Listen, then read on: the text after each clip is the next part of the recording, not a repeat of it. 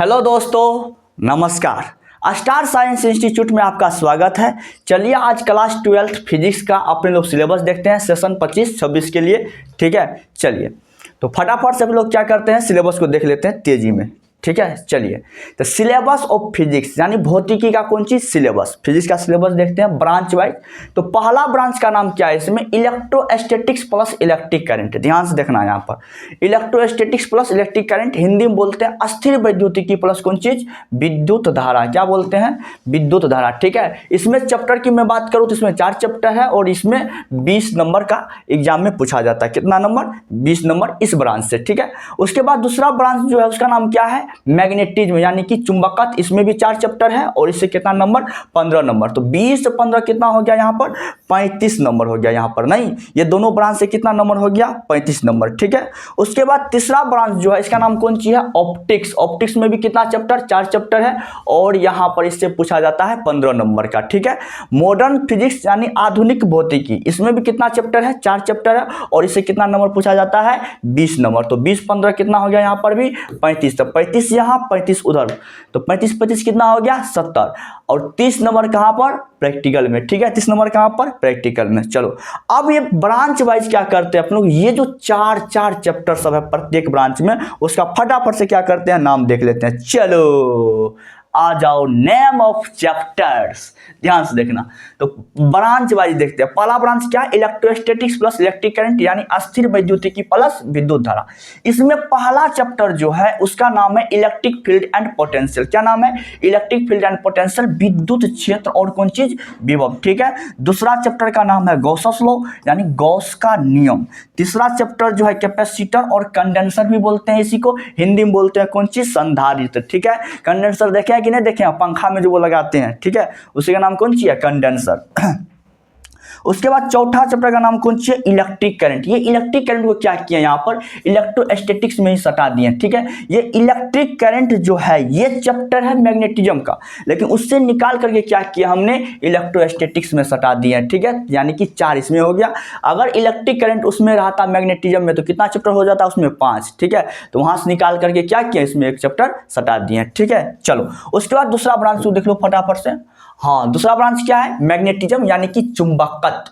इसमें देखो magnetic field due to किसके कारण, इलेक्ट्रिक करंट यानी विद्युत धारा के कारण। कौन चीज बोलो, विद्युत धारा के कारण कौन चीज चुंबकीय क्षेत्र। ठीक है, उसके बाद देखो परमानेंट मैग्नेट, ये कलर नहीं दिख रहा होगा, परमानेंट मैग्नेट यानी कि अस्थायी चुंबक के बारे में देखेंगे। अरे यार ये क्या हो रहा, कहाँ गया, कहाँ का था ये ये कहाँ का था, ओ माय गॉड, अस्थायी चुंबक यहाँ का था। नहीं, चलो ध्यान से देखना, परमानेंट मैग्नेट यानी कि अस्थायी चुंबक। उसके बाद देखो यहाँ पर 7वां चैप्टर क्या, इलेक्ट्रोमैग्नेटिक इंडक्शन। इलेक्ट्रो का ई, मैग्नेटिक का एम और इंडक्शन का आई। शॉर्टकट में क्या बोलेंगे इसको, EMI।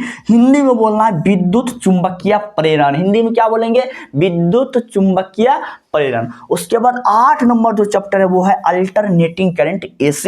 हिंदी में बोलना है कौन चीज, प्रत्यावर्ती धारा। क्या बोलना है, प्रत्यावर्ती धारा। कोई दिक्कत की बात नहीं ना, नहीं है। तो ये ब्रांच 2 का था। अब ब्रांच 3 में आ जाओ जिसका नाम है ऑप्टिक्स प्रकाशिकी। आहा मजा आ जाएगा इसमें। नहीं, यस सर, क्लास 10th में तो बहुत जबरदस्त तरीका से पढ़े हैं। Reflection of light, reflection of light सबको पता है ये चीज। तो रिफ्लेक्शन ऑफ लाइट यानी कि प्रकाश का कौन चीज, परावर्तन। ठीक है, 10 में क्या है, रिफ्रैक्शन ऑफ लाइट, प्रकाश का कौन चीज, अपवर्तन। ठीक है, उसके बाद है ऑप्टिकल इंस्ट्रूमेंट, प्रकाशिकीय यंत्र। क्या देखेंगे इसमें, प्रकाशिकीय यंत्र, ये चैप्टर का नाम हो गया। उसके बाद लाइट वेव, प्रकाश तरंग। ठीक है, तो ये ऑप्टिक्स का 4 चैप्टर है। उसके बाद देखो ये इसमें मॉडर्न फिजिक्स यानी आधुनिक भौतिकी में 4 चैप्टर कौन कौन है। तो इसमें है इलेक्ट्रोमैग्नेटिक वेव। ध्यान से देखना कौन सी है, इलेक्ट्रोमैग्नेटिक वेव। इलेक्ट्रो का ई, मैग्नेटिक का एम, वेव का डब्ल्यू। तो शॉर्टकट में इसको क्या बोलेंगे, EMW बोलेंगे। क्या बोलेंगे, EMW। And dual nature of matter यानी कि द्रव्य का द्वैती प्रकृति। हिंदी में देख लो, विद्युत चुंबकीय तरंग और द्रव्य का कौन चीज, द्वैती प्रकृति। एक द्रव्य ये होता है, द्रव समझो वो द्रव, ये द्रव कौन सी होता है, लिक्विड होता है। क्या होता है, लिक्विड होता है। ठीक है, और ये जो द्रव है इस द्रव का मतलब होता है कौन चीज, पदार्थ यानी कि मैटर। सर, समझ में आया? Yes sir. उसके बाद देखो एटम एंड न्यूक्लियस, अरे ये तो केमिस्ट्री का चैप्टर है, एटम एंड न्यूक्लियस।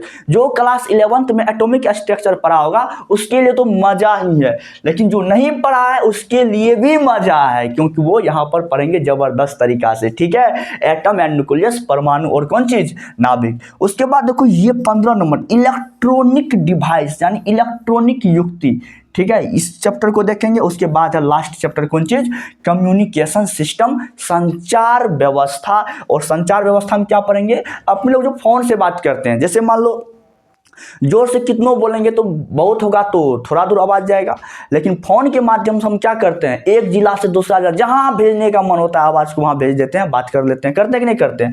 तो कैसे बात को एक जगह से दूसरी जगह भेज देते हैं, कम्युनिकेशन सिस्टम यहाँ पर पढ़ेंगे अपने लोग, ठीक है। तो ये था अपने लोग का कौन सी चैप्टर का नाम। तो क्लास 12th फिजिक्स का अपने लोग सिलेबस देखे ब्रांच वाइज, ब्रांच में कौन ब्रांच में कितना चैप्टर है वो देखे, चैप्टर का नाम भी देखे ले।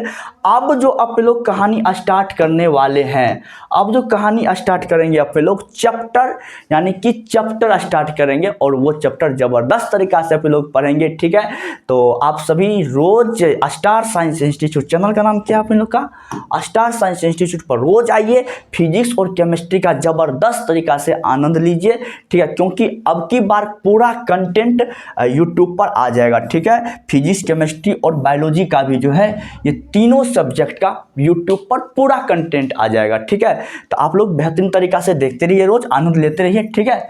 चलिए, तो आज की लेक्चर को मैं यहीं पर एंड करता हूं, तब तक के लिए जय हिंद।